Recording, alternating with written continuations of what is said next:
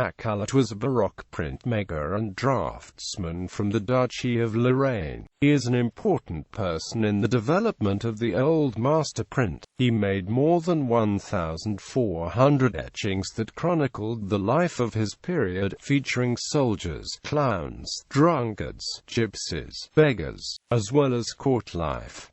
He also etched many religious and military images, and many prints featured extensive landscapes in the background. Life and training. Callot was born and died in Nancy, the capital of Lorraine, now in France. He came from an important family, and he often describes himself as having noble status in the inscriptions to his prints. At the age of 15 he was apprenticed to a goldsmith, but soon afterward traveled to Rome, where he learned engraving from an expatriate Frenchman, Philippe Thomassin. He probably then studied etching with Antonio Tempesta in Florence, where he lived from 1612 to 1621. More than 2,000 preparatory drawings and studies for prints survive, but no paintings by him are known, and he probably never trained as a painter. During his period in Florence he became an independent master, and worked often for the Medici court. After the death of Cosimo II de' Medici during 1621, he returned to Nancy, where he lived for the rest of his life, visiting Paris and the Netherlands later during the decade. He was commissioned by the courts of Lorraine, France and Spain, and by publishers, mostly in Paris. Although he remained in Nancy, his prints were distributed widely through Europe. Rembrandt was a keen collector of them. Technical innovations. Copy. New hard ground. Stopping out.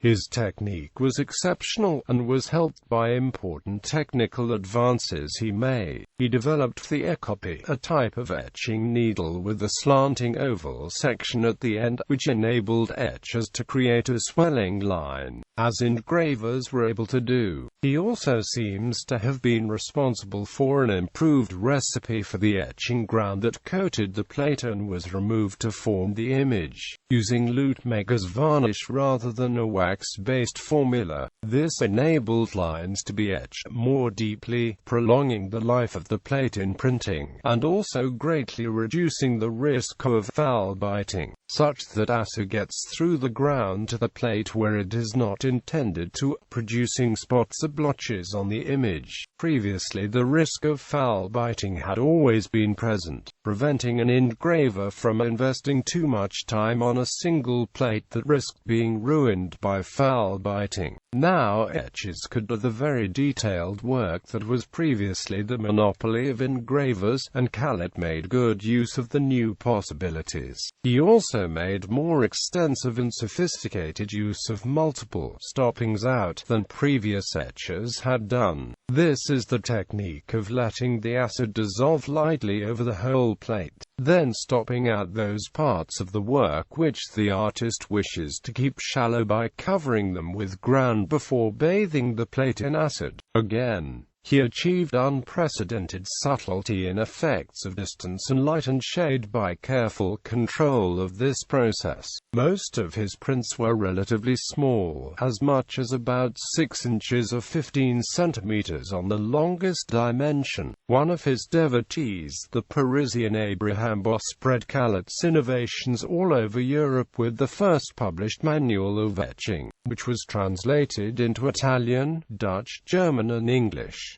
Miseries of War. His most famous prints are his two series of prints, each on the miseries and misfortunes of war. These are known as Les Grandes Misères de la Guerre, consisting of 18 prints published during 1633, and the earlier and incomplete Les Petites Misères, referring to the sizes, large and small. These images show soldiers pillaging and burning the way through towns, country and convents, before being variously arrested and executed by the superiors, lynched by peasants, or surviving to live as crippled beggars. At the end, the generals are rewarded by their money. During 1633, the year the larger set was published, Lorraine had been invaded by the French during the 30 Years' War, and Callot's artwork is still noted with Francisco Goya's Los Desastres de la Guerra, which was influenced by Callot, as among the most powerful artistic statements of the inhumanity of war. Grotesque dwarves. Callot's series of grotesque dwarves were to inspire Derby Porcelain and other companies to create pottery figures known as mansion house dwarves, or grotesque dwarves. The former title comes from a father and son who were paid to wander around the mansion house in London wearing oversized hats that contained advertisements. Very figure Gobbi, series of 21 etchings, 1616. Other notable works: a large series depicting commedia dell'arte figures called Ballet di Sfassania in a simple, caricature-like style, from his years in Florence. Series on the lives of Christ and Mary. Series on the story of the prodigal son. The giant Tifeo beneath Mount Ischia. The Ferret Impruneta, the Ferret Gondreville, the Temptation of St. Anthony. Temptation of St. Anthony.